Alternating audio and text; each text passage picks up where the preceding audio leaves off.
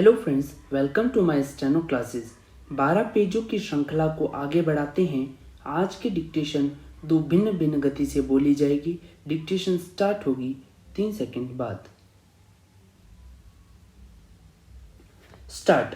रामविलास पासवान ने 5वें वेतन आयोग में वरिष्ठतम वेतन श्रृंखला वाले अधिकारियों को 3 श्रेणियों में वर्गीकृत कर दिया है तथा प्रत्येक कर्मचारी के लिए 5 पेड़ लगाना अनिवार्य कर वृक्षारोपण को बढ़ावा दिया है। उनके अनुसार वृक्षारोपण से विदेशी कर्ज में कमी आएगी तथा विकास की गति बढ़ेगी और विकास प्रक्रिया में कोई बाधा नहीं होगी।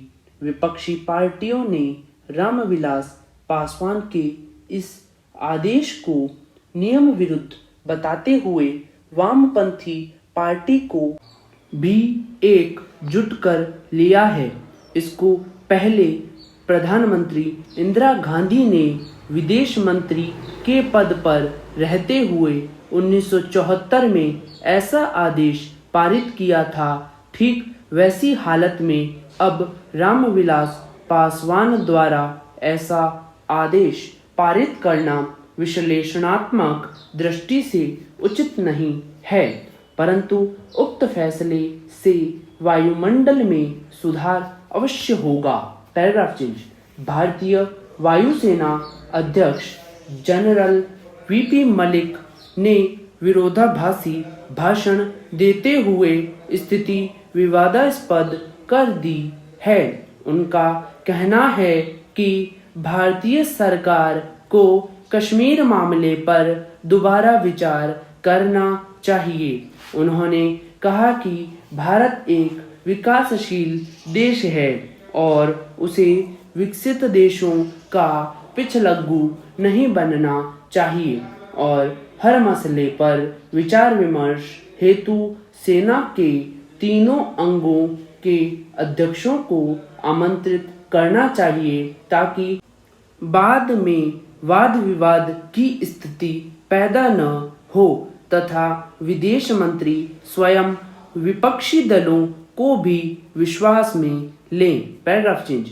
5वीं पंचवर्षीय योजना में गरीबी उन्मूलन और राष्ट्रीय एकीकरण 2 लक्ष्यों को प्राथमिकता पर रखा गया। भारत के हालात उस समय बेहद निहायत ही खराब थे। ऐसी हालत में सारे देश को एकीकरण के सूत्र में बांधने के सिवाय कोई रास्ता नहीं था। उसके पहले की योजनाओं के संदर्भ में इस बार कार्यकुशलता पर अधिक जोर दिया गया। सभी विकास कार्यों को स्वरोजगार के जरिए क्रियान्वित करने का प्रयास किया गया। 5वीं पंचवर्षीय योजना के समय कार्यवाहक प्रधानमंत्री श्रीमान गुलजारीलाल नंदा थे, लेकिन वे 6 महीने में ही कार्यमुक्त हो गए और योजना अधरझूल में लटक गई। उस समय कानून व्यवस्था की जिम्मेदारी राष्ट्रपति पर आ पड़ी और पार्टी को क्रियात्मक सोच का नारा दिया। उन्होंने एक बुलंद नारा दिया कि काम कीजिए, पैसा लीजिए। 1977 में इंदिरा गांधी ने आपातकाल लागू कर दिया और कुछ निर्दोष लोगों के खिलाफ कानूनी कार्यवाही की गई। पूर्ण विराम। पुनः शुरू। स्टार्ट। रामविलास पासवान ने 5वें वेतन आयोग में वरिष्ठतम वेतन श्रृंखला वाले अधिकारियों को 3 श्रेणियों में वर्गीकृत कर दिया है तथा प्रत्येक कर्मचारी के लिए 5 पेड़ लगाना अनिवार्य कर वृक्षारोपण को बढ़ावा दिया है। उनके अनुसार वृक्षारोपण से विदेशी कर्ज में कमी आएगी तथा विकास की गति बढ़ेगी और विकास प्रक्रिया में कोई बाधा नहीं होगी। विपक्षी पार्टियों ने रामविलास पासवान के इस आदेश को नियम विरुद्ध बताते हुए वामपंथी पार्टी को भी एकजुट कर लिया है।